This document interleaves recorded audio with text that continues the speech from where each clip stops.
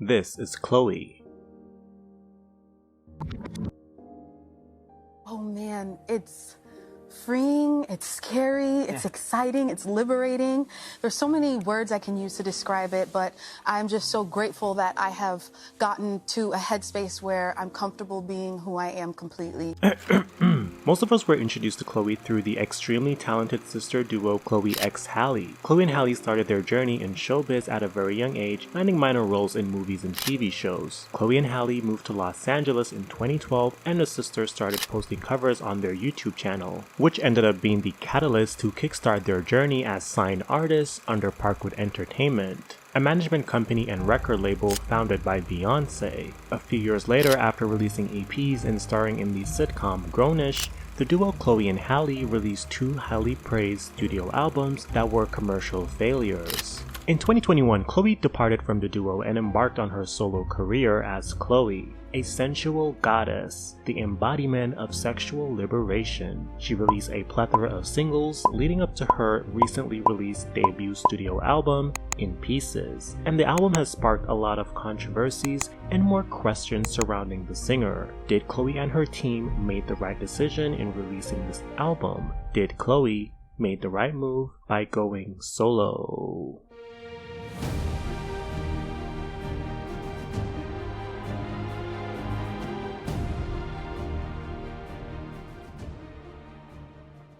Now, before I go into Chloe's debut album, In Pieces, I want to say that Chloe is one of the most promoted upcoming pop R&B artists out right now, and that's a good thing, making sure an artist is visible in the public. That being said, Chloe's promotion has been really confusing, and I'm talking about the singles. Now, Chloe released 4 singles prior 2023. Have Mercy, Treat Me, Surprise, and For the Night, and they all had their own music video. Although those tracks underperform except for Have Mercy, for the most part with those releases, you kind of had a vibe or knew the direction her album would take. Then in January 2023, Chloe released Pray It Away, a gospel R&B influenced track as the lead single, and also the originally self-titled album was changed to In Pieces. Then in February, she announced on her YouTube channel that her album will be released on March 31st, in a dramatic promotional video which only confused me even more, and not in a good way, because the promotional video didn't align visually or sonically with her previous releases, as the scrap songs were still fresh in my memory.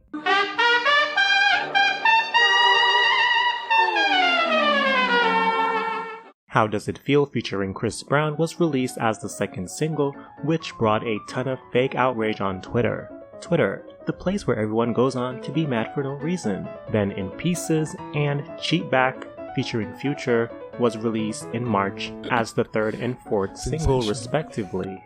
So now we are 3 months into the year and we already have 4 new singles with their accompanying music video by Chloe. By then my brain was on Chloe overload because someone made the creative decision to make a video for every single. There is good promotion and there is also too much promotion, aka bad promotion. Only rappers can get away with releasing so much music before their album. It just doesn't work for singers to be releasing like this. And it's one thing with just releasing songs back to back, but it's another by releasing the songs and music videos. At that point, it's just gonna be too much. It just seemed like they were just trying to see what sticks. The only 2 singers I've seen release music like this, and it worked, was Ariana Grande and Rihanna. And it only worked for them because they were releasing hits. Meanwhile, we have Chloe releasing mainly duds. Also, bear in mind, Chloe had a busy career outside of music, seeing she was in the psychological thriller Jane, released in 2022,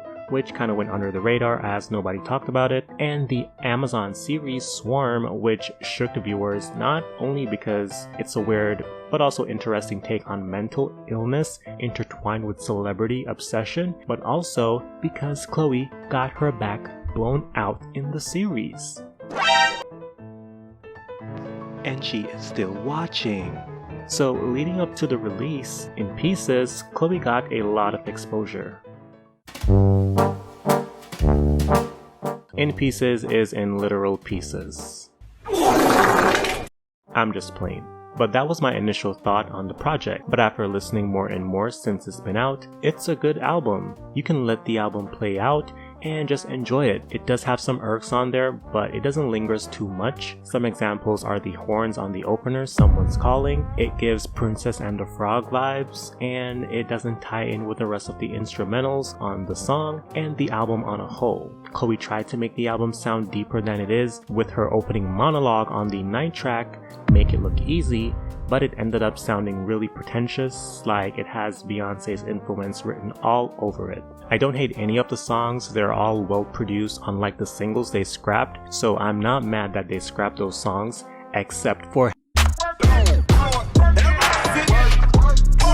Chloe's vocals shines throughout the album, but it's not overpowering like she's trying to play all her cards at once. Some of the songs are just too short, like How Does It Feel featuring Chris Brown. Like imagine a song with Chris Brown and Chloe, but it's only 2 minutes and 47 seconds. It's just an unfinished track that hurts my soul to the core. Because it's good, but it could have been great if they spent more time on it.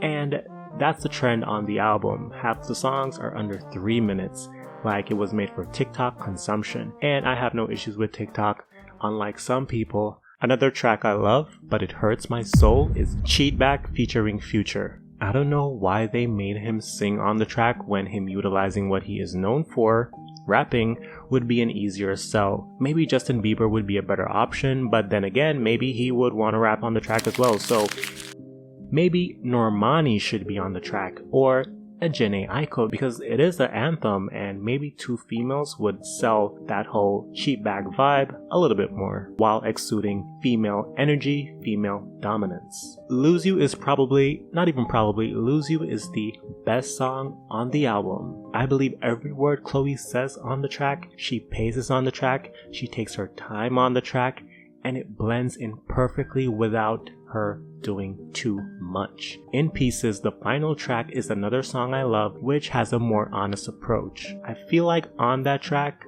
she is singing in her own voice and is not trying to sound like what she thinks a good singer should sound like. The other songs on the album that stood out to me are Body Do, Worried, that track's like a little playful bop, love that track, Feel Me Cry, Cheat Back, even though I had some issues with it, it did stood out to me. And Told Ya featuring Missy Elliott, it brought back that 2000s vibe, and it's, a little bit experimental, and I like that.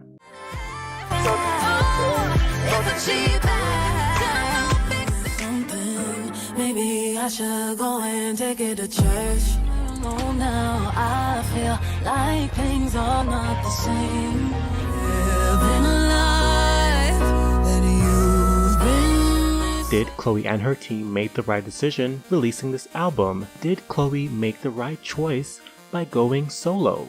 I'd say yes. On the road to In Pieces was a rocky one. A lot of mistakes, bad marketing decisions were made. Like the overly sexual vibes, it just seemed disingenuous and cringe. It's obvious they did it for the shock value to sell her music, but Chloe has turned off a lot of people who stood by her since she came out. I'm sure her team thought the drama and shock value would sell her music, but that's not always the case. If people don't believe it, they won't buy it.